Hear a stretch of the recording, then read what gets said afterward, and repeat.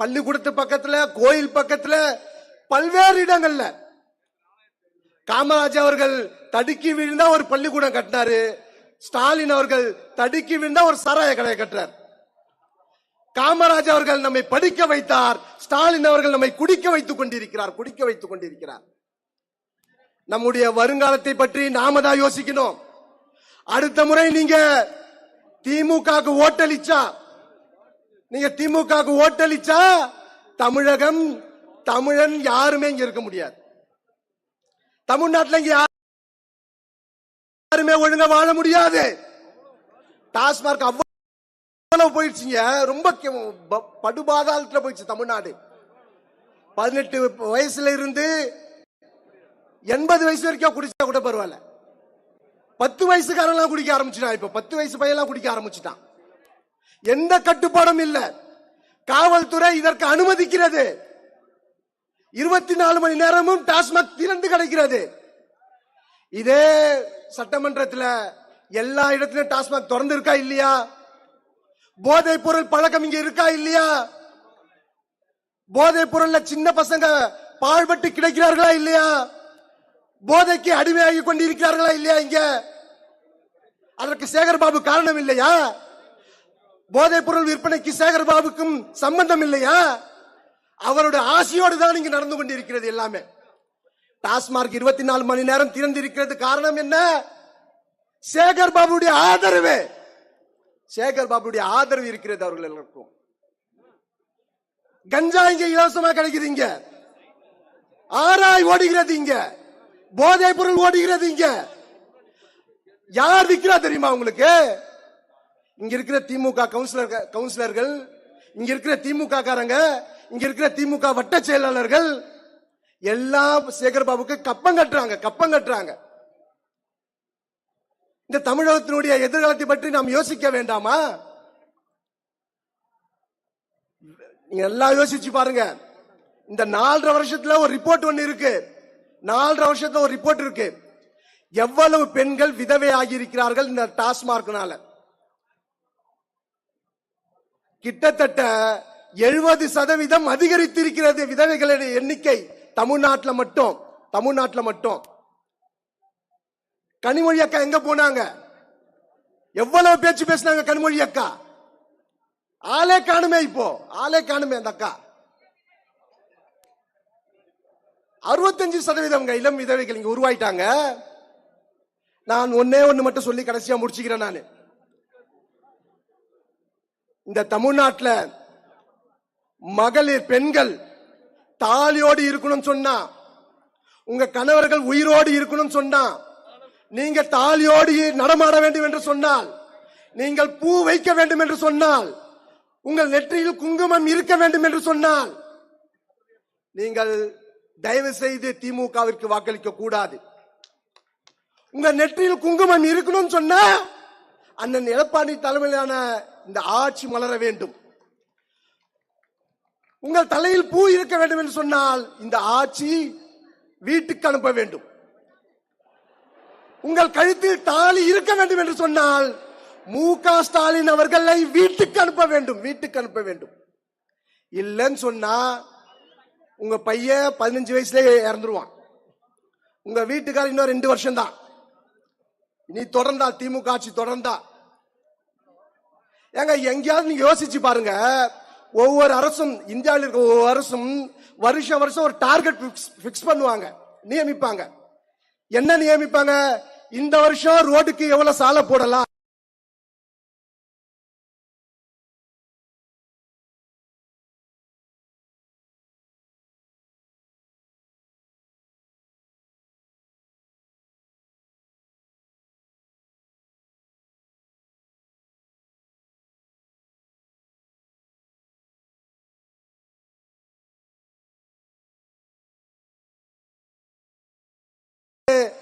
என்ன பிக்ஸ் பண்ணது தெரியுமா? ஒவ்வொரு மாதமும் ஒவ்வொரு நாளும் எவ்வளவு சரக்கு விற்கலாம் பிக்ஸ் பண்றாங்க கலெக்டர் தலைமையில. மாசம் நீங்க இங்க இருக்கிற கலெக்டர் ஆபீஸ் போய் பாருங்க. நீங்க இதுக்குன்னு தனி ஒரு இயக்குனர் இருக்காரு டாஸ்மார்க்குன்னு. அவர் தலைமையில எல்லாரும் ஒன்னா கூடி இந்த வருஷம் எவ்வளவு டாஸ்மார்க் விற்கணும்? 50 கோடியா, 100 கோடியா, 400 கோடியா, 500 கோடியா அப்படின்னு பிக்ஸ் பண்ணிட்டு டார்கெட் செட் பண்ணி சாராயத்தை வித்து கொண்டிருக்கிறது இந்த திராவிட மாடல் அரசு. நினைச்சு பாருங்க, இதெல்லாம் ஒரு அரசா? கேடுகட்ட அரசு இல்லையா இது? கேடுகட்ட அரசு இல்லையா இது? நீங்க மறுபடியும் திமுக வாக்களிச்சா அவன் 1000 கோடி 2000 கோடின்னு ஒரு நாளைக்கு டார்கெட் பிக்ஸ் பண்ணுவாங்க. யார் பாதிக்கப்படுவாங்க? அதனால நாம தான் பாதிக்கப்படுவோம். என்னுடைய அப்பா பாதிக்கப்படுவார், எங்க அப்பா சாவாரு, என் பையன் சாவான், என் சகோதரன் சாவான், என் தம்பி சாவான், என் அண்ணன் சாவான். எனக்கு நடக்க போகிறதா நான் உங்களுக்கு சொல்றேன். நான் உங்களுக்கும் அது நடக்கும். நல்லா யோசிச்சு பாருங்க. நீங்க இங்க துறைமுகமும் சரி, திருவல்லிக்கேணியும் சரி, நீங்க இந்த கடற்கரை ஓரமா இருக்கிற பகுதியெல்லாம் பாருங்க, கஞ்சா அதிகரித்திருக்கிறது. ரோட்டிலே வித்து கொண்டிருக்கிறார்கள். ரோட்டிலே வித்துட்டு இருக்காங்க. யாருக்கும் பயம் இல்லைங்க. காவல்துறையின் மீது பயமே இல்ல. இந்த அரசின் மீது ரவுடிகளுக்கு பயமே இல்ல. ஏன் பயம் இல்ல? சேகர் பாபு ரவுடியா இருந்து ஒரு ரவுடிகளை வைத்து ஆட்சி பண்ணி கொண்டிருக்கின்ற மு.க. ஸ்டாலின் மீது எப்படி வர ரவுடிகளுக்கு பயம்? இது வரைக்கும் எத்தனை ரவுடிகளை கைது பண்ணாங்க யாருக்காவது தெரியுமா?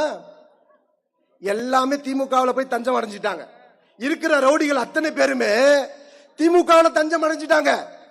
காரணம் என்ன? நீங்க இந்த 3-4 மாசமா பாருங்க. நீங்க 3-4 மாசமா நீங்க கவனிங்க. எல்லாம் இந்த வட்ட செயலாளர் கூட பேசிட்டு இருப்பாங்க, இந்த எம்எல்ஏ கூட பேசிட்டு இருப்பாங்க, இந்த அமைச்சர் கூட பேசிட்டு இருப்பாங்க. ஏன்னா எலெக்ஷன் வருது இல்லையா? எலெக்ஷன் வருது இன்னும் 6 மாசத்துல. இந்த ரவுடிங்களை வச்சுதான் இந்த எலெக்ஷனை நடத்தணும்னு முடிவு பண்ணிருக்காங்க. அவங்க ரவுடிகளை வைத்துதான். அதனாலதான் ஒரு ரவுடி அவங்க கை வைக்கவே மாட்டாங்க. அம்மா ஆட்சியில் இது போல நடந்திருக்கா எப்பயாவது? ஒரு ரவுடி தமிழகத்தில் இருந்திருக்கானா? ஒரு ரவுடி. எல்லாம் உச்சா போயிடுவானுங்க. எல்லாம் ஒருத்தர் இருக்க மாட்டான். இன்னைக்கு என்னன்னா தினம் படுகொலைகள் நடக்கிறது. ரோட்ல தினம் படுகொலைகள். நம்ம பேப்பரை திறந்து பார்த்தாலுமே நமக்கு பயமா இருக்குங்க. எங்கேயாவது நல்ல செய்தி வந்துடாதா அப்படின்னு ஏக்கத்தோடு பார்க்க வேண்டிய சூழலை இங்கு உருவாக்கி இருக்கிறார்கள் திமுக அரசு. நினைச்சு பாருங்க.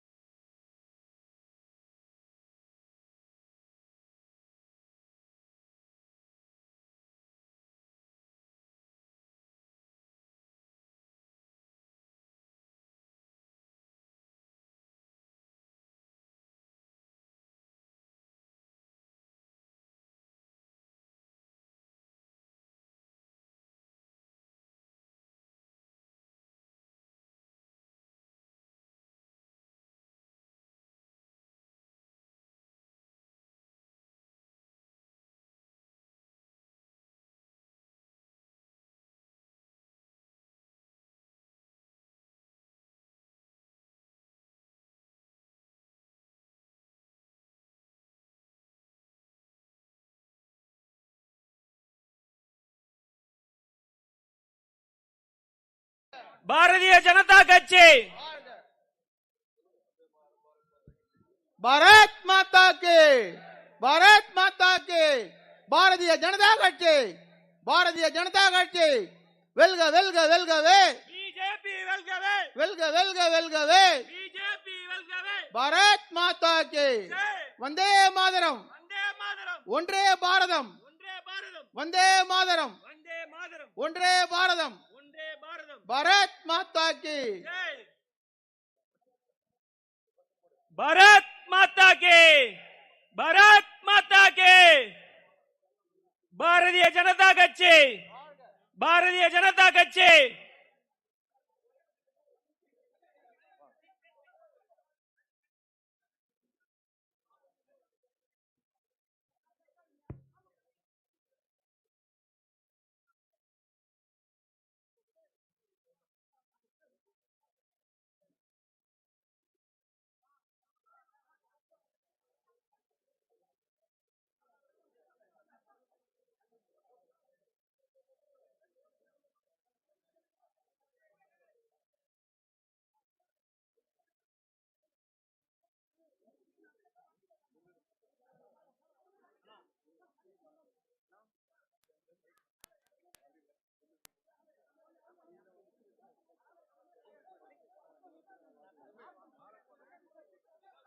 भारत माता की भारत माता की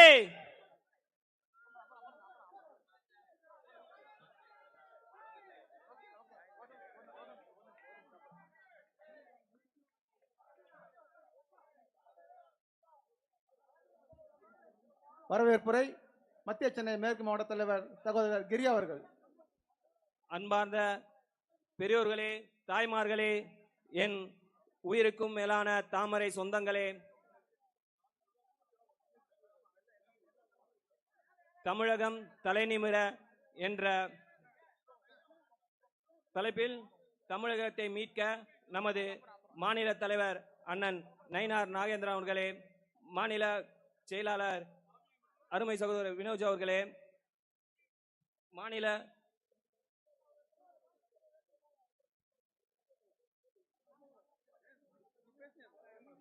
சென்னை பெருங்கோட்ட பொறுப்பாளர் அண்ணன் கருநாகராஜ் அவர்களே, மாநில பொதுச் செயலாளர் அண்ணன் கருப்பு முருகானந்தம் அவர்களே, மாநில செயலாளர் அண்ணன் சதீஷ் அவர்களே, மாநில செயலாளர் அக்கா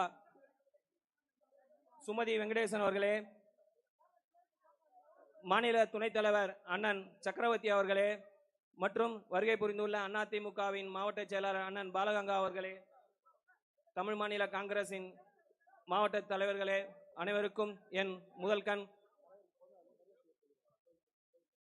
அண்ணன் மாநில தலைவர் அவர்களுக்கு பிறந்த நாளை முன்னிட்டு அவர்களுக்கு மரியாதை செய்யப்படுகிறது. கோவில் பிரசாதம் வழங்கப்படுகிறது.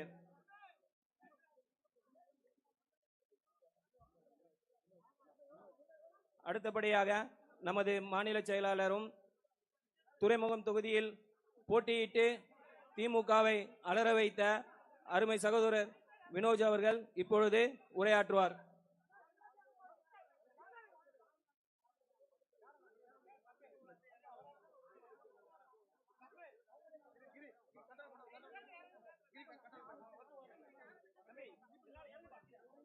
தமிழ் மாநில காங்கிரஸ் கட்சி மற்ற தேசிய ஜனநாயக கூட்டணியில் இருக்கக்கூடிய கூட்டணி கட்சிகளுடைய மாவட்ட செயலாளர் அல்லது மாவட்ட தலைவர் இருந்தா மேடைக்கு வாங்க.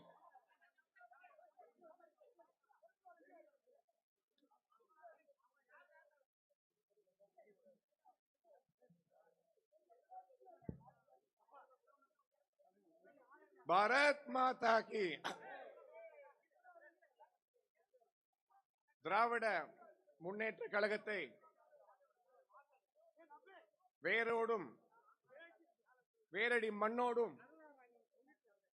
அந்த கட்சியை பிடுங்கி வீட்டுக்கு அனுப்பவும் வரும் 2026ஆம் ஆண்டு தமிழகத்திலே தேசிய ஜனநாயக கூட்டணியின் ஆட்சி அமைவதற்காகவும் எங்கள் மாநில தலைவர் மரியாதைக்குரிய பண்ணையார் திரு அண்ணன் நயினார் நாகேந்திரன் அவர்களின் தமிழகம் தலைநிமிர தமிழனின் நடைபயணம், இந்த பயணத்துக்கு இன்று மத்திய சென்னை பாராளுமன்ற தொகுதிக்கு வருகை தந்துள்ள மாநில தலைவர் அவர்களை வருக வருக என்று அனைவரின் சார்பாக அன்போடு வரவேற்று, இந்த மேடையிலே ஒரு அழகான மேடை, தன்மானம் உள்ள மேடை, திராவிட முன்னேற்ற கழக கூட்டணி போல் கொள்கையை அடகு வைத்து காசுக்காக பணத்துக்காக கொள்கையை வித்து அமைக்கப்பட்ட கூட்டணி கிடையாது. இந்த கூட்டணி கொள்கைக்கான கூட்டணி தமிழகத்தை 2026 மீட்க போகின்ற ஒரு கூட்டணி பலமாக அமைந்துள்ளது. இந்த கூட்டணியின் சார்பாக மேடையிலே அண்ணா திராவிட முன்னேற்ற கழகத்தின் மாவட்ட செயலாளர் அண்ணன் மரியாதைக்குரிய திரு பாலகங்கா அவர்களை வருக வருக என்று அனைவரின் சார்பாக அன்போடு வரவேற்று, அதேபோல் ஐயா திரு ஜி.கே. வாசன் அவர்களின் ஆதரவாளர்கள் மாவட்ட தலைவர்கள் அவர்களையும் மேடைக்கு வருக வருக என்று அன்போடு வரவேற்று, இந்த பயணத்தினை நடத்தி கொண்டிருக்கும் அண்ணன் திரு கருப்பு முருகான் அவர்களுக்கும் திரு லோகநாத் அவர்களுக்கும், இந்த மாவட்டத்தை சார்ந்த திரு சக்கரவர்த்தி திரு கருநாகராஜன் அண்ணன் அவர்களுக்கும் இந்த நிகழ்ச்சியை மிக சிறப்பாக ஏற்பாடு செய்த மரியாதைக்குரிய திரு கிரி மற்றும் திருமதி லதா அவர்களுக்கும் எனது வணக்கத்தை தெரிவித்துக் கொண்டு, இங்க கூடியிருக்கக்கூடிய தாமரை சொந்தங்கள் உங்கள் அனைவருக்கும் என் மாலை வணக்கத்தை கூறி, திராவிட முன்னேற்ற கழகம் ஆட்சிக்கு அமர்ந்து சரியாக 4 ஆண்டு காலம் முடிந்து விட்டது. ஆனால் இந்த 4.5 ஆண்டு காலம் ஆட்சி எப்படி இருந்தது என்பதற்கு இன்னும் 2 வாரம் பொறுத்துருங்க. சென்னையில மழை ஆரம்பிச்சிடும். இதே துறைமுகம் பகுதியில கொஞ்சம் லேசா மழை பெஞ்சா கூட முட்டி அளவுக்கு தண்ணி வந்துடும். ஆனா கொஞ்சம் அதிகமா மழை பெஞ்சா மார்பு வரைக்கும் தண்ணி நிற்கும். அப்படி ஒரு கேவலமான நிலைமை உருவாக்கியது இந்த பேக்கேஜ் சொல்லி ஏமாத்திய இந்த திராவிட முன்னேற்ற கழக அரசு. துறைமுக மக்கள்லாம் பாவம் எப்படியோ ஏமாந்து சேகர் பாபு அப்படிங்கிற ஒரு நல்ல மனுஷனுக்கு ஓட்டு போட்டா நினைச்சாங்க. ஆனா இந்த சேகர் பாபு அவர்கள் என்ன பண்றாருன்னு கேட்டீங்கன்னா,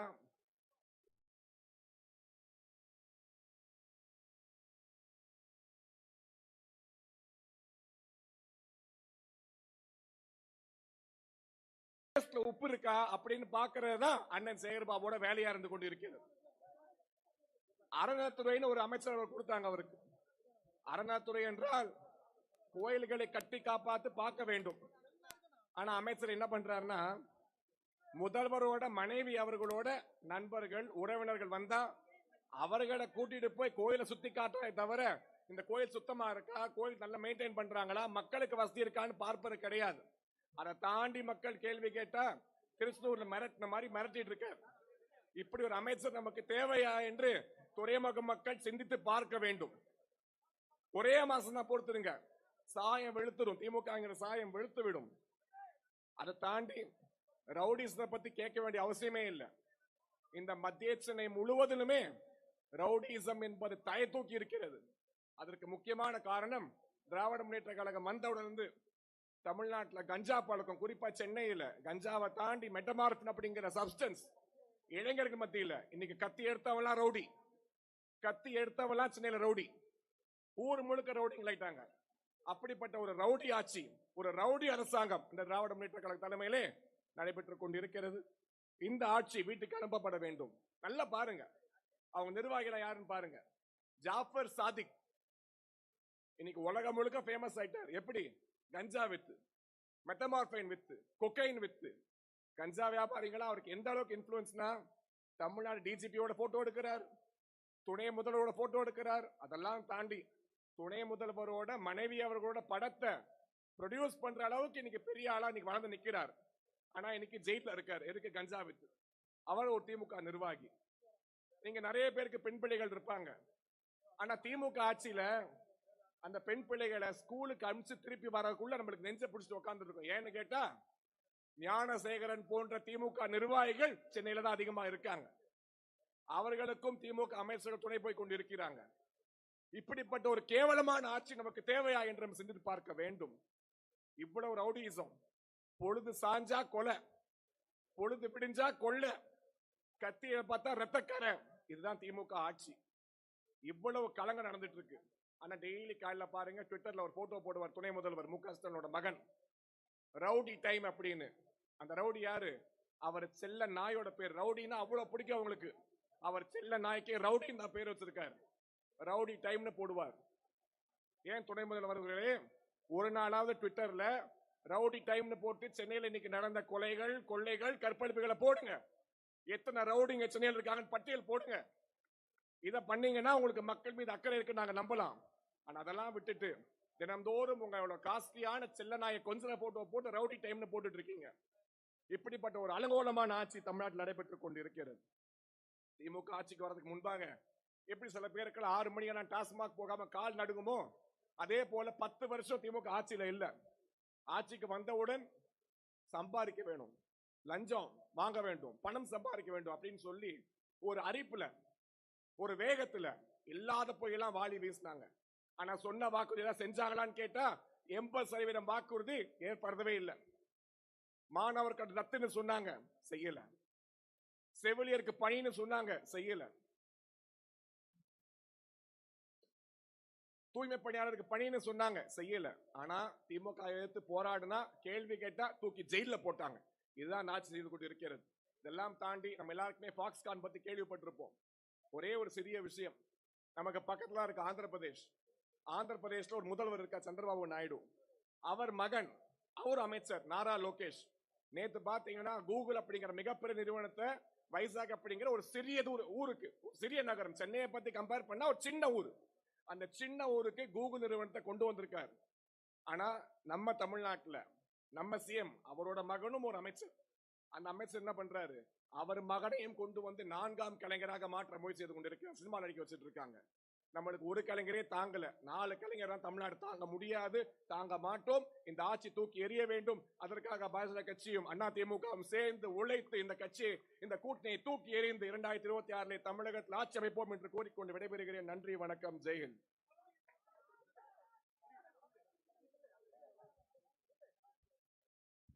அடுத்ததாக அஇஅதிமுக மாவட்ட செயலாளர் மரியாதைக்குரிய அண்ணன் ஆதி ராஜாராம் அவர்களை சிறப்புரை ஆற்றுமாறு அன்போடு கேட்டுக்கொள்கிறோம்.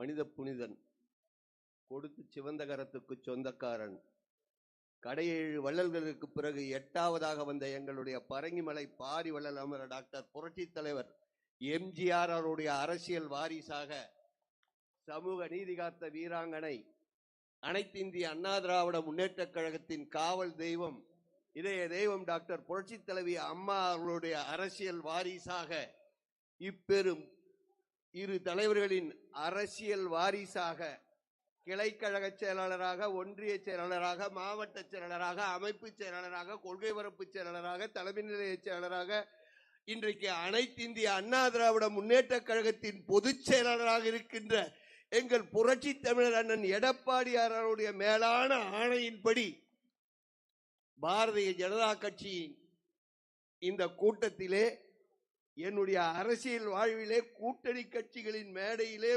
முதலில் பேசக்கூடிய வாய்ப்பு எனக்கு கிடைத்திருக்கிறது. இதுவரை எந்த கூட்டணி கட்சிகளுக்காக தேர்தல் பணியாற்றுவோம், இண்டோர் மீட்டிங்ல பேசுவோம்.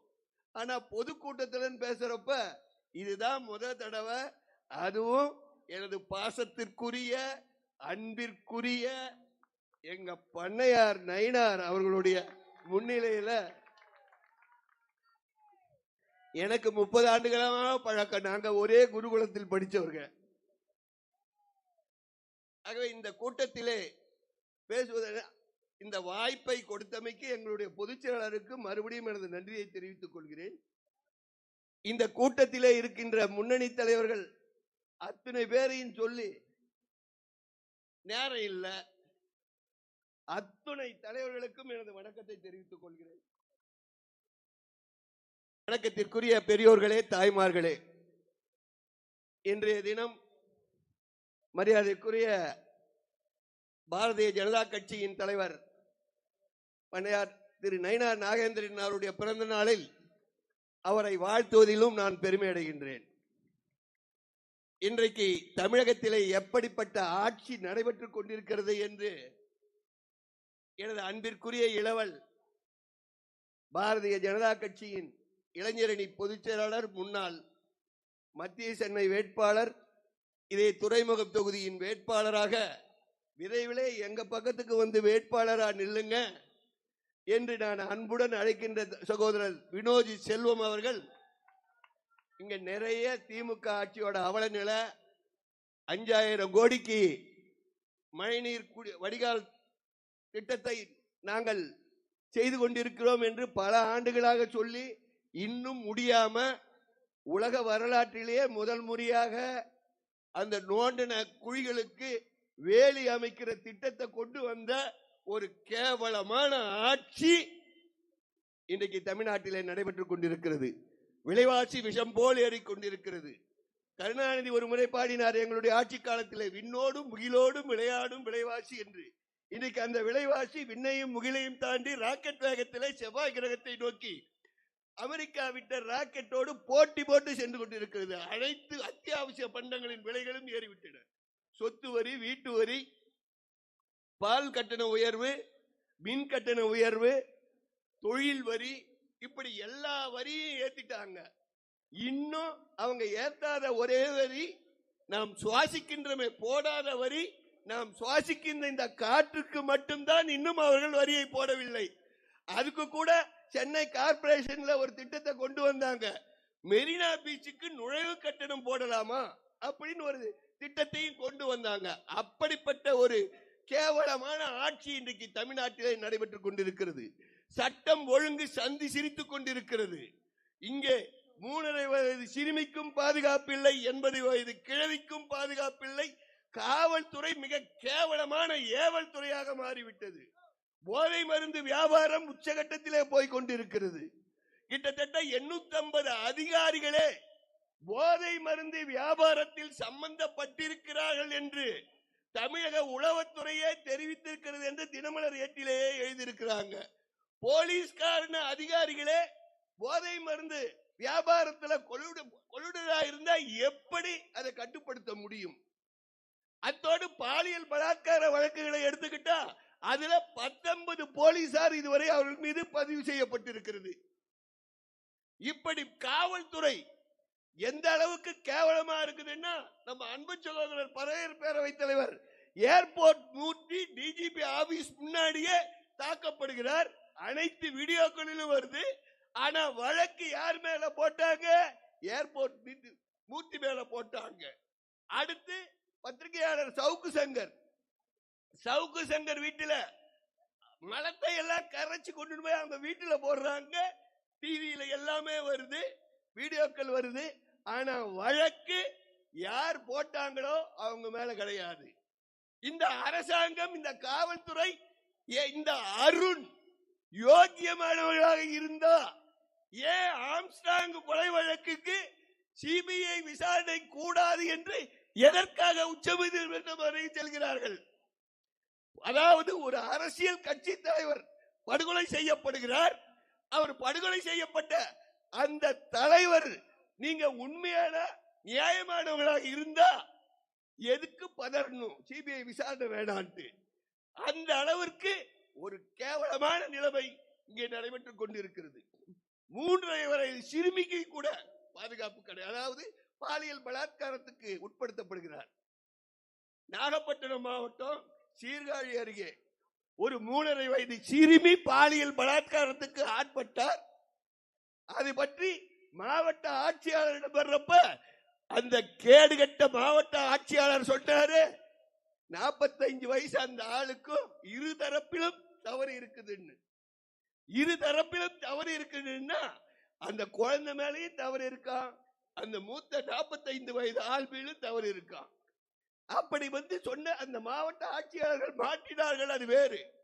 எந்த அளவிற்கு இந்த அரசாங்கத்துக்கு ஒத்து ஊதுகின்ற அதிகாரிகள் இருக்கிறார்கள், தவறுகளை மறக்கிறார்கள் என்பதை நீங்கள் உணர வேண்டும்.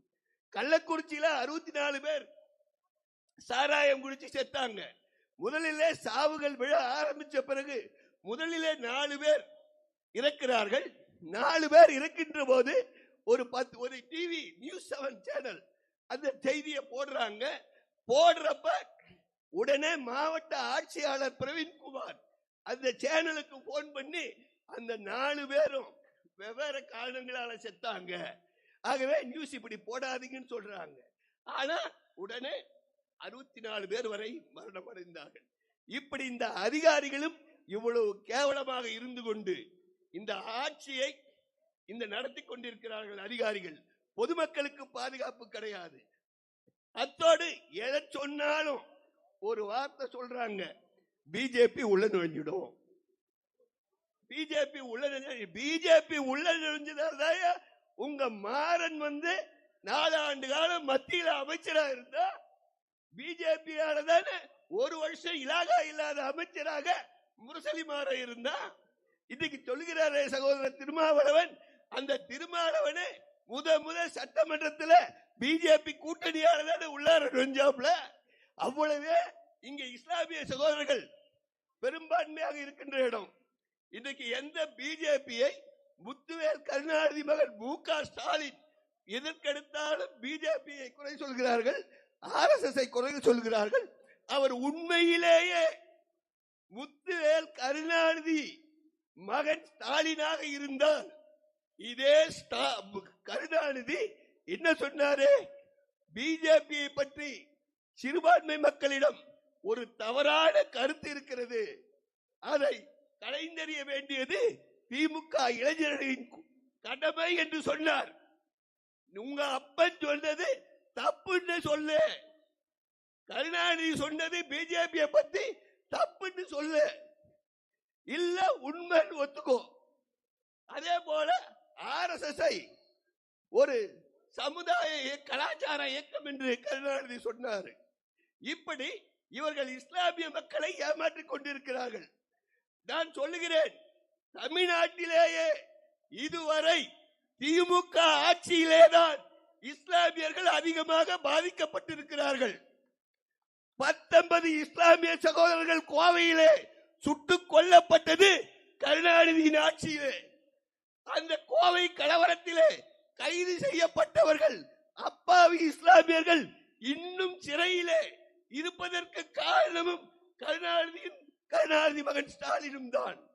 அது மட்டுமல்ல, டிசம்பர் 6 வந்துவிட்டாலே திமுக ஆட்சியிலே இஸ்லாமியர்கள் வீடுகளிலே புகுந்து சோதனை செய்து கொண்டிருந்தார்கள்.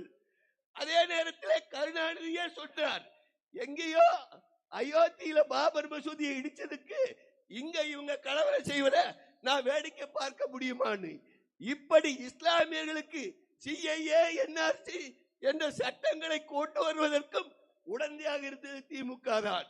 ஆகவே பெரியோர்களே, தாய்மார்களே, உண்மையை உணர்ந்து திமுகவின் முகத்திரையை கிழித்து மீண்டும் ஒரு நல்ல ஆட்சி அனைத்து இந்திய அண்ணா திராவிட முன்னேற்ற கழகத்தின் பொதுச் செயலாளர் எங்கள் பாசமிகு அண்ணன் புரட்சி தமிழர் தலைமையிலே வருவதற்கு நாம் அனைவரும் ஒன்றுபட்டு செயலாற்றுவோம் என்று கூறி, நேரமின்மை காரணத்தினால் நிறைய பேசணும், நம்ம அடுத்து நிறைய தேர்தல் மீட்டிங்ல பேசிக்கலாம். நன்றி, வணக்கம். அதிமுகவின் ஆவின் அருண் அவர்களை மேடைக்கு வருமாறு கேட்டுக்கொள்கிறேன். அடுத்தபடியாக அண்ணன் பாலகங்காவை உரையாற்ற வருகைமாறு கேட்டுக்கொள்கிறேன்.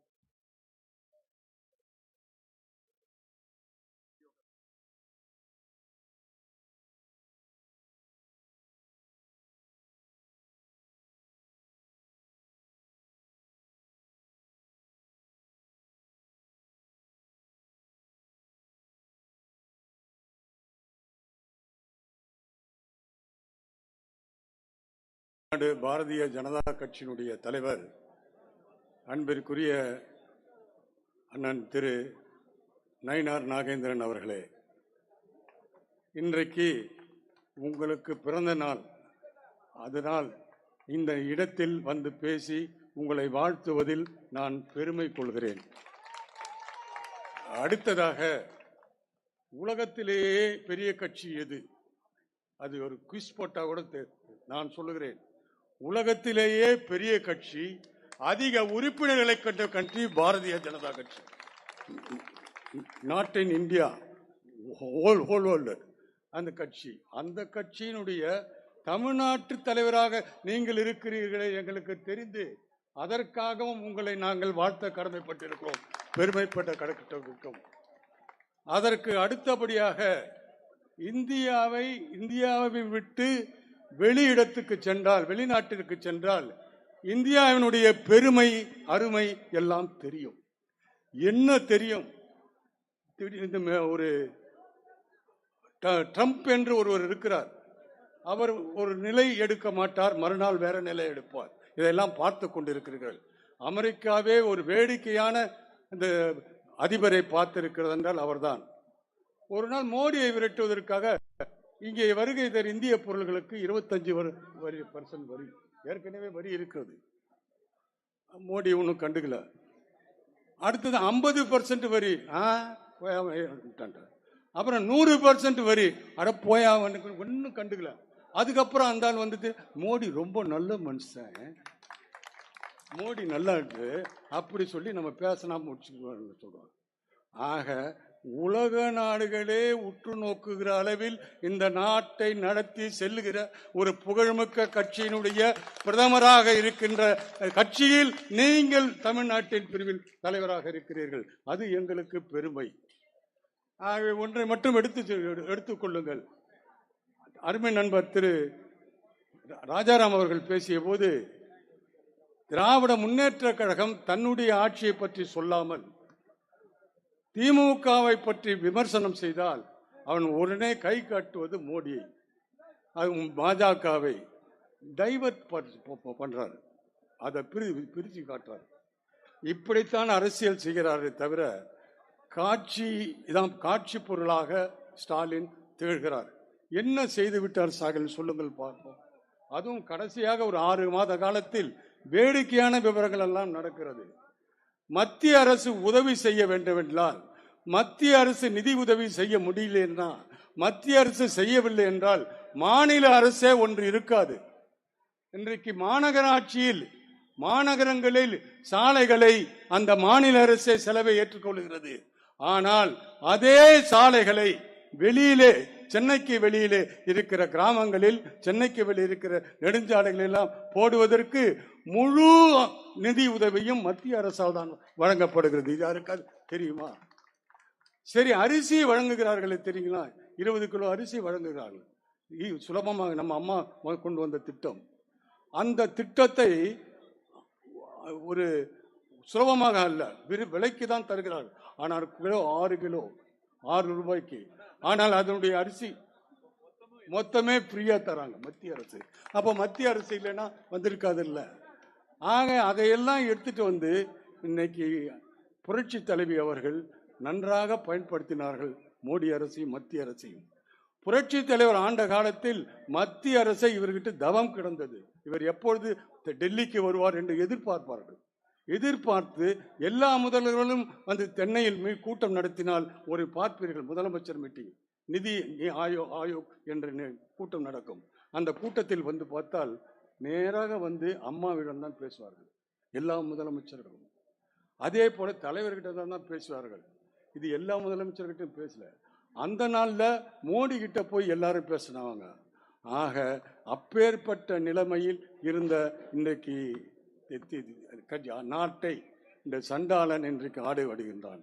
இங்கே ஒரு துணை முதலமைச்சர் என்றால் அவனை மாதிரியே டெல்லியில் ஒரு ராகுல் காந்தி என்ற ஒரு பையன் திரிகிறான். ஏதாவது பாருங்க, 2 பேரும் ஒன்னாதான் இருப்பாங்க. ஆனா இன்னொன்னு பார்த்துங்க, அவன் போறாங்களே இந்தியாவில் என்ன வேணா பேசிக்கையா, நீ இந்தியாவில் வா, இந்தியாவில் சரியில்லை, மோடி இல்லை, அது இல்லைன்னு சரியா பேசியா. அமெரிக்காவில் போய் இந்திய நாட்டில் பாதுகாப்பு இல்லைன்னு சொன்னா உன்னை எதனால் அடிக்கணும்? செல்லு பேசலாமா?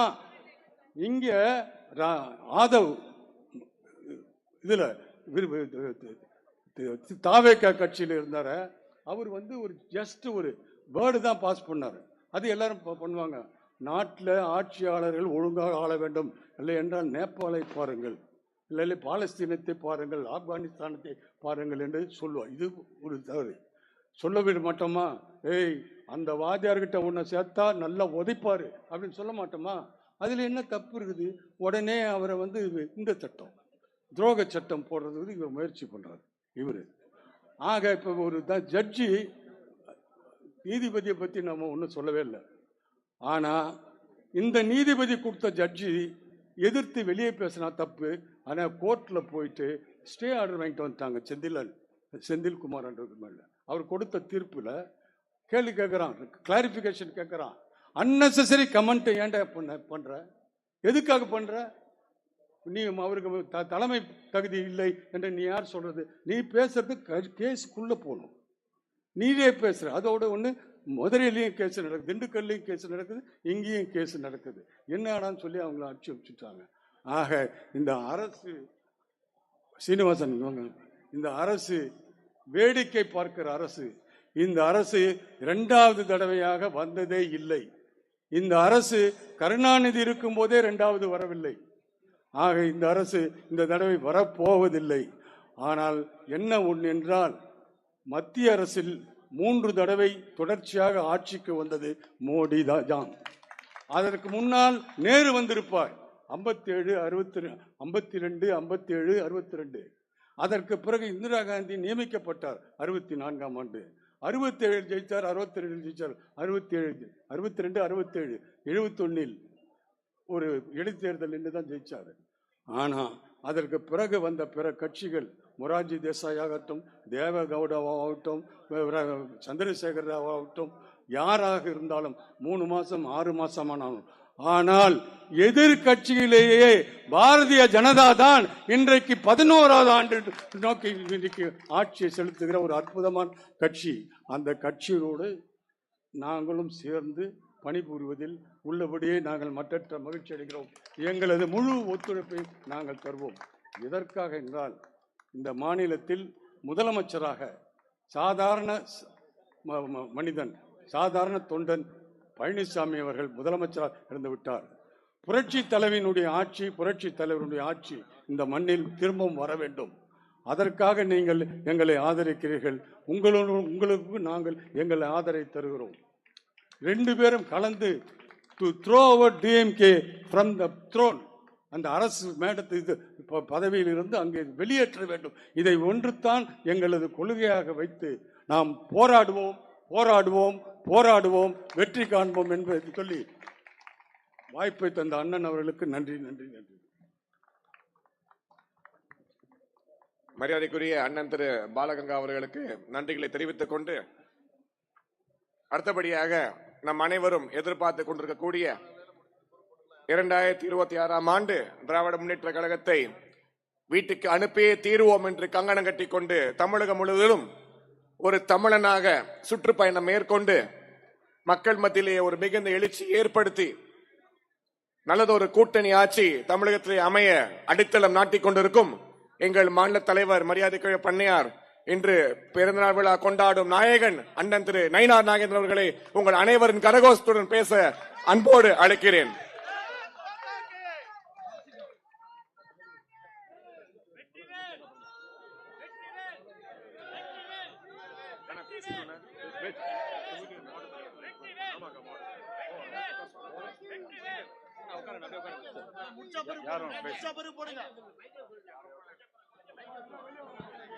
அனைவருக்கும் வணக்கம்.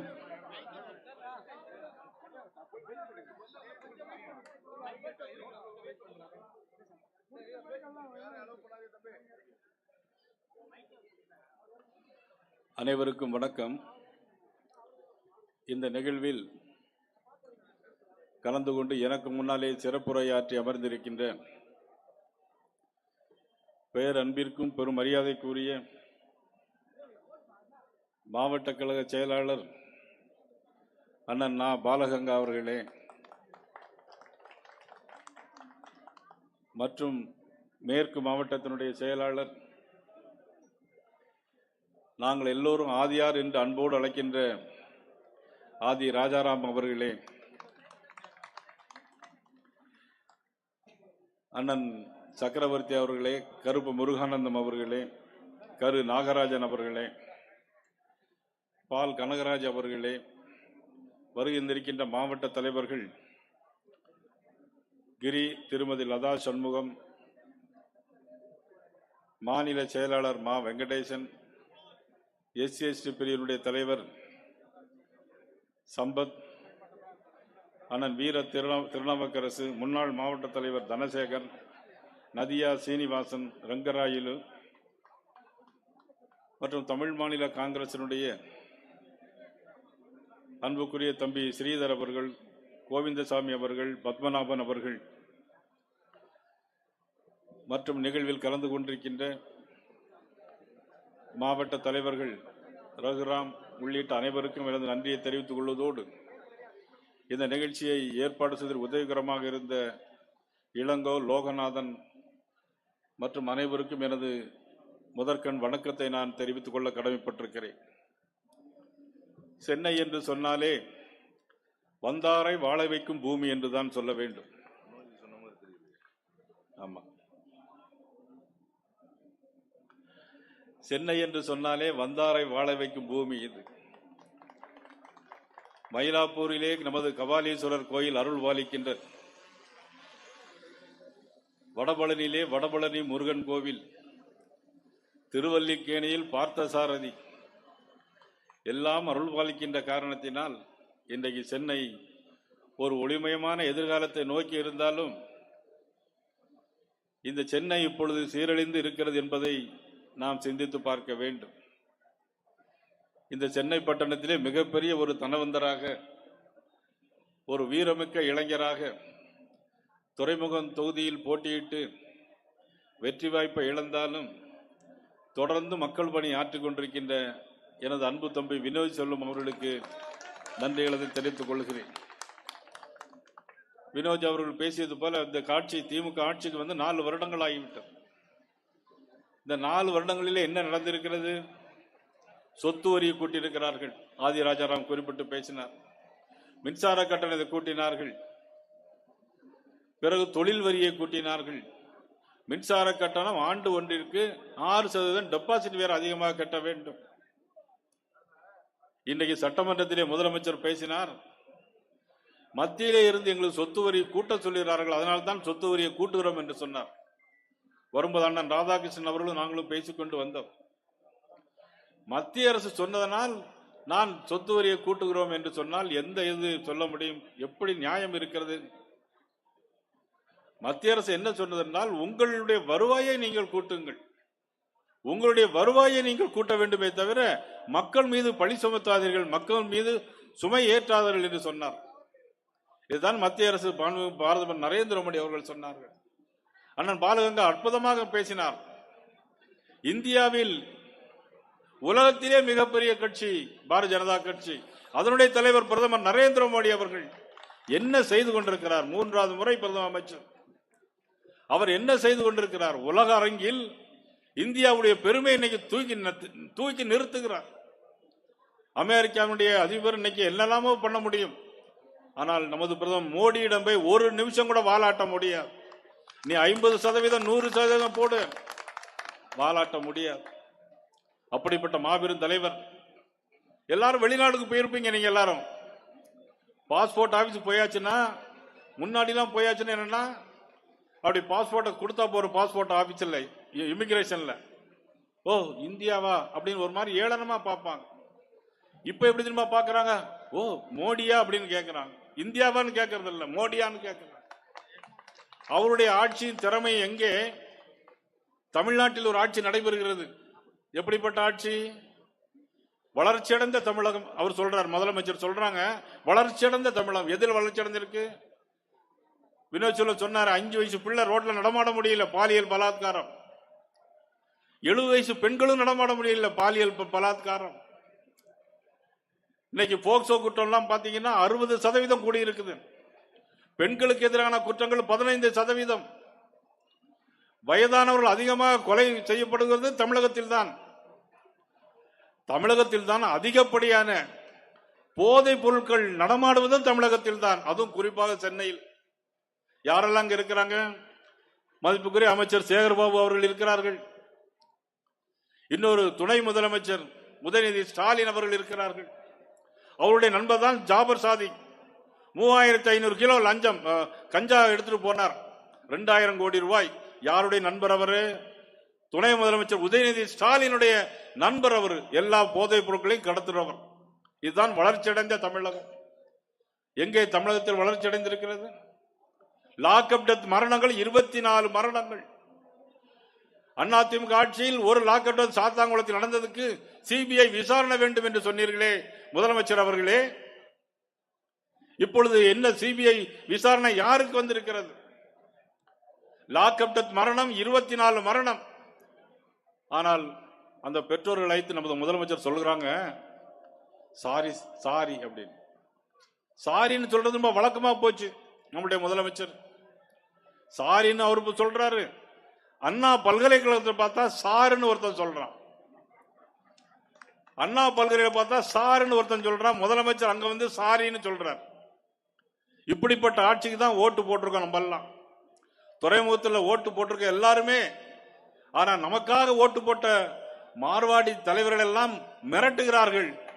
இது நான் கேள்விப்பட்டேன். எல்லாரும் 3 மாசம் தான் பொறுத்து விடுங்க, நீங்க 3 மாசம் தான். அதுக்கு பிறகு உங்ககிட்ட யாரும் வர முடியாது, வாலாட்ட முடியாது. எல்லாம் நம்மளுடைய ஆட்சி வந்துடும். அண்ணன் இபிஎஸ் அவர்கள் முதலமைச்சரா வந்துடுவார். அவர் இந்த 3 மாசம் தான். நாட்கள் எண்ணப்படுகிறது. கவுண்ட் டவுன் ஸ்டார்ட் ஆயிருக்கிறது. 171 நாள் தான் என்ன இருக்கு. இந்த திமுக ஆட்சிக்கு குறிக்கப்படுகிற நாட்களுடைய எண்ணிக்கை 171 நாள் தான். அதன் பிறகு உங்களுக்கு எந்த கவலையும் கிடையாது. இங்க எந்த பொருள், கஞ்சா பொருள், போதைப் பொருள் எதுவுமே நடவாது. ஆனால் இன்றைக்கு அவ்வளவு மோசமான சட்ட ஒழுங்கு பார்த்தால் இன்னைக்கு சந்தி சிரிக்கிறது. சட்டம் ஒழுங்கு இன்னைக்கு பாத்தீங்கன்னா சந்தி சிரிக்கிறது. போக்குவரத்து ஊழியருடைய ஊதிய உயர்வு எதிர்கட்சியா இருக்கும்போது ரொம்ப பேசினாங்க போக்குவரத்து ஊழியர்களுக்கு. ஆனால் இன்னைக்கு என்னாச்சு? போக்குவரத்து தீபாவளி போனஸ் போட்டிருக்காங்களா? இன்னைக்கு வரைக்கும் இது போனஸ் போடல இன்னைக்கு.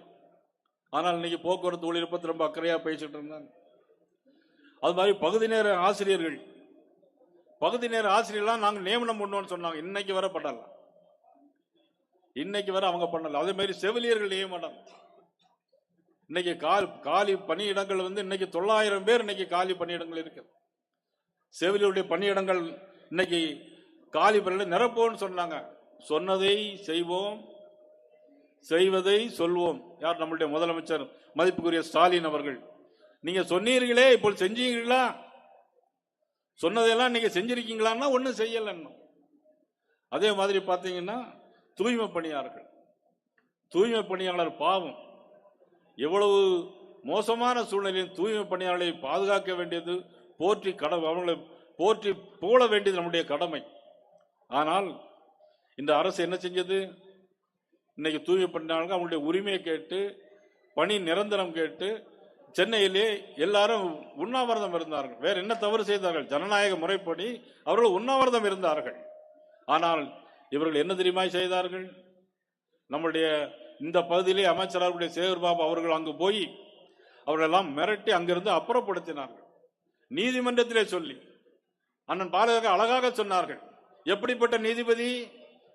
சுப்ரீம் கோர்ட்டால் தலையில் குட்டு வாங்கக்கூடிய நீதிபதியோட போய் தீர்ப்பு கேட்டா இப்படி கொடுப்பாங்க? துப்புரவு பணியாளர்களை உண்ணாவிரத இடத்தை மாற்ற வேண்டும் தீர்ப்பு கொடுக்கிறாங்க. இப்படி ஒரு ஆட்சி நமக்கு தமிழகத்தில் நடைபெறுகிறது.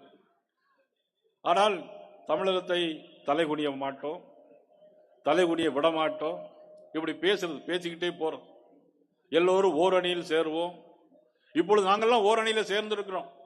அனைத்து இந்திய அண்ணா திராவிட முன்னேற்ற கழகம், பாரதிய ஜனதா கட்சி, தமிழ் மாநில காங்கிரஸ், பாரிவேந்தர் கட்சி, புதிய நீதி கட்சி ஓரணியில் சேர்ந்திருக்கோம். இன்னும் வருவாங்க.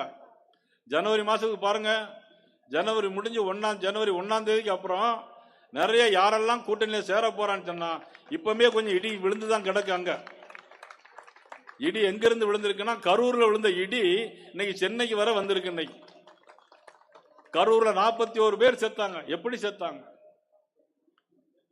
தமிழக வெற்றி கழகம் கூட்டணியில் இல்ல. ஆனால் ஒரு அரசியல் கட்சி தலைவர் யாருக்கும் அந்த மாதிரி நெருக்கடி இந்த ஆளுங்கட்சி கொடுக்க கூடாது.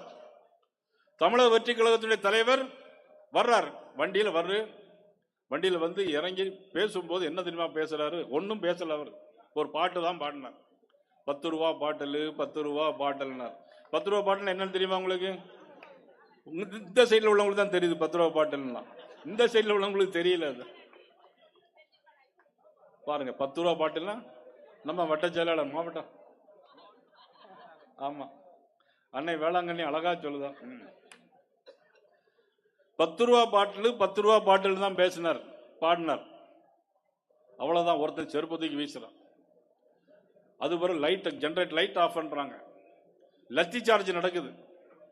லத்தி சார்ஜ் நடக்கும்போது அந்த கூட்டத்தில் ஒரு எல்லாமே தள்ளுமுள்ள ஆகி அதில் இறந்து போனவரும் 41 பேர். அதுல எப்படிப்பட்டதுன்னு சொன்னா உண்மையிலே பெரிய கொடும் பாவம். ஒரு 10 வயசு பையனை அழைச்சிட்டு ஒரு தாய் அங்க போறாங்க. கணவனை இழந்த ஒரு தாய் ஒரு 10 வயது சிறுவனை அழைச்சிட்டு அங்க போறாங்க. அந்த தள்ளுமுள்ளுல கீழே விழுந்து அந்த தாய் மேல எல்லாரும் ஏறி மிதிச்சு போறாங்க. அந்த 10 வயது குழந்தைக்கு மேலேயும் தன் தாய் கண் முன்னாலேயே எல்லாரும் மிதிச்சு அந்த பையன் இறந்து போறான். அந்த இடத்துல துடிதுடிச்சு இறந்து போறான். தன்னுடைய தாய் கண்ணால பாக்குறான். இந்த பாவத்தை செஞ்சது யார்? சத்தமா சொல்லுங்க, கேட்கல. இந்த பாவத்தை, அந்த பாவம் யாருக்கு சேரும்னா அது அமைச்சரா முதலமைச்சரா இருக்கக்கூடியவர்களுக்கு தான் அந்த பாவம் எல்லாம் வந்து சேரும். இந்த ஆட்சிக்கு வந்து சேரும். எத்தனை முதலமைச்சர்கள்? சென்னையிலே 4 முதலமைச்சர்கள். ஒவ்வொரு மாவட்டத்திலையும் முதலமைச்சர்கள் இருக்கிறாங்க திமுக. இவ்வளவு பெரிய ஒரு மோசமான ஆட்சி. கஞ்சா கடத்தல், பெண்கள் பாலியல் வன்கொடுமை, சட்ட ஒழுங்கு சரியில்லை. ஆதிராஜாராம் பேசினார். டிஜிபி ஆபீஸ் முன்னாலே ஏர்போர்ட் மூர்த்தியை போட்டு அடிக்கிறாங்க. எவ்வளவு ஆச்சரியம். அதான் ஆச்சரியமா சொன்னார். எல்லா இடத்துலயும் அடிக்கிறாங்களே, ஏர்போர்ட் மூர்த்தியை மட்டும் அடிக்கிறாங்க. ஊருக்கு ஊரு அவங்களை யாராவது பேஸ்புக்ல ட்விட்டர்ல போட்டா போறோம், உடனே ஆளை வச்சு அடிக்கிறாங்க. ஆனா அடிச்சுட்டு பெரிய வினோதம் என்னன்னா, யாரு அடிபட்டாங்களோ அவன் மேலே எஃப்ஐஆர் போடுறாங்க. இப்படிதான் இப்படிப்பட்ட ஆட்சி. பொதுவாக அடிச்சாள் மேல போடுவாங்க, ஆனா அடிபட்டவன் மேலே எஃப்ஐஆர் போடக்கூடிய ஒரு ஆட்சி நம்ம திமுக ஆட்சி. இந்த ஆட்சிக்கு தான் நாள் நெருங்கிட்டு இருக்கிறது. நான் தான் அதான் கவுண்ட் டவுன் ஸ்டார்ட் அப்படின்னு சொன்னேன். அது மட்டும் இல்ல, இருமல் மருந்து குடிச்சு அங்க நம்ம நாட்டில் நம்ம ஊர்ல இருக்கக்கூடிய கம்பெனி ஃபேக்டரியில தயார் பண்ணக்கூடிய இருமல் மருந்து அங்க மத்திய பிரதேசத்தில் போய் எல்லாரும் இறந்து போறாங்க. அதை சரியான முறையில் நிர்வாகம் பண்ண வேண்டியது யார்? தமிழ்நாடு முதலமைச்சருடைய கடமை அல்லவா அது? செய்ய வேண்டியது பொறுப்பும் கடமையும் முதலமைச்சர். கள்ளக்குறிச்சியில் நடந்த 65 பேர் கள்ளச்சாராயம் குடித்து இறந்து போனார்கள். ஆனா அதுக்கு முதலமைச்சர் போகல. ஆனா கரூரிற்கு மட்டும் நேரே போறாருன்னா என்ன விஷயம் அப்படின்னா, செந்தில் பாலாஜியை காப்பாற்ற வேண்டும் என்பதற்காக அங்க சென்றாரே தவிர வேற ஒன்று கிடையாது. ஆனா இன்னொரு இந்த ஆட்சியில் ஒரு பெரிய ஒரு அதிசயம் என்னன்னா, ரோட்ல ஆக்சிடென்ட் ஆகி இறந்து போனா 2 லட்சம் 3 லட்சம் கொடுக்காங்க. ஆனா சாராயம் குடிச்சு செத்தா 10 லட்சம் கொடுக்குறாங்க. இதை முதலமைச்சர் சட்டமன்றத்திலே சொல்றாங்க. முதலமைச்சர் ஸ்டாலின் அவர்கள் சட்டமன்றத்திலே சொல்றாங்க. என்ன சொல்றாங்கன்னா, சாராயம் குடிச்சு இறந்தாங்க, அதனால நான் போகல அப்படின்னு. அது ஒரு உயிர் தானே. குடிச்சது விஷம். விஷத்தை கொடுக்க சொன்னது யாரு? அதனுடைய பின்பலத்தில் யார் இருக்கிறாங்க? திமுக இருக்கிறாங்க. திமுகவுடைய எல்லா நடவடிக்கைகளுக்கும் எல்லா கேடுகளுக்கும் பின்னால் இருப்பது திராவிட முன்னேற்ற கழகம். எப்பொழுதெல்லாம் அதிமுக ஆட்சிக்கு வருதோ அப்பெல்லாம் சட்ட ஒழுங்கு சரியா இருக்கும். புரட்சித்துறை அம்மா அவர்கள் இருக்கும்போது போலீஸ் அப்படி தன்னுடைய சுண்டு விரல்ல வச்சு ஆட்டிட்டு இருப்பாங்க. இன்னைக்கு போலீஸ் யாருடைய கட்டுப்பாட்டிலும் இல்லை. முதலமைச்சருடைய கட்டுப்பாட்டில் காவல்துறை கிடையாது. காவல்துறையுடைய ஈரல் புறையோடி விட்டது. காவல்துறையுடைய ஈரல் புறையோடி விட்டது. எந்த ஒரு காவல்துறையும் சரியான முறையில் நடவடிக்கை எங்குமே கிடையாது. அந்த அளவிற்கு ஒரு மோசமான ஆட்சி நாம் இன்னைக்கு பார்த்து கொண்டிருக்கிறோம். அது மட்டுமல்ல, அண்ணன் பாலகங்காவும் ஆதிராஜா அவர்கள் பேசினார்கள். தமிழ்நாட்டில் இன்றைக்கு அம்மா இருக்கும்போது அவ்வளவு தூரம் சட்டம் ஒழுங்கு சரியாக இருந்தது, இப்பொழுது இல்லை என்று சொன்னார்கள். அதையும் தாண்டி அண்ணா திராவிட முன்னேற்ற கழகத்தில் இருந்து வந்தாலும் பாரத பிரதமர் நரேந்திர மோடி அவர்களை அவ்வளவு தூரம் அவருடைய திறமையும் நேர்மையும் பாராட்டி பேசியதற்கு என மனமார்ந்த பாராட்டுகளை அவர்களுக்கு நான் தெரிவித்துக் கொள்கிறேன். புரட்சித் தலைவர் அம்மா, புரட்சித் தலைவர் எம்ஜிஆர் இருந்தாலும் மறைந்தாலும் பெயர் சொல்ல வேண்டும், இவர் போல யார் என்று ஊர் சொல்ல வேண்டும் என்று வாழ்ந்து மறைந்த ஒப்பற்ற தலைவர் புரட்சித் எம்ஜிஆர் உருவாக்கிய இயக்கம், ஒழுக்கமும் நேர்மையும் உள்ள இயக்கம் பாரதிய ஜனதா கட்சி. இந்த ரெண்டும் கூட்டணி சேர்ந்திருக்கிறது. இந்த ரெண்டும் கூட்டணி சேர்ந்து புதியதொரு ஆட்சியை அண்ணன் இபிஎஸ் அவருடைய தலைமையிலே நிச்சயமாக நாம் உருவாக்கி காட்டுவோம். மழையே இன்னைக்கு வாழ்த்தி கொண்டிருக்கிறது. ஆனால் இன்னைக்கு விடுதலை சிறுத்தை கட்சியினுடைய தலைவர் திருமாவளவன் ரொம்ப வருத்தப்படுறார். எப்படி நீங்க எல்லாம் ஒன்னா சேர்றீங்கன்னு. நம்ம கேட்கிறோம், நீங்க எல்லாம் எப்படி ஒன்னா சேர்றீங்க அப்படின்னு. ஆக மழை பெய்து கொண்டிருக்கிறது. சொல்லிட்டேன், ஜி கே வாசன் அவர்கள் ஐயாவை பத்தி நிறைய சொல்லிட்டேன் நான். ஆக மழை வருது. ஆக இந்த ஆட்சிக்கு முடிவு கொட்டுவோம் என்று கூறி வாய்ப்புக்கு நன்றி கூறி விடைபெறுகிறேன். நன்றி, வணக்கம். நன்றி உரை கூறுவதற்கு மத்திய சென்னை மேற்கு மாவட்ட மக்கள் லதா அவர்களை வருக. நமது பாரதிய ஜனதா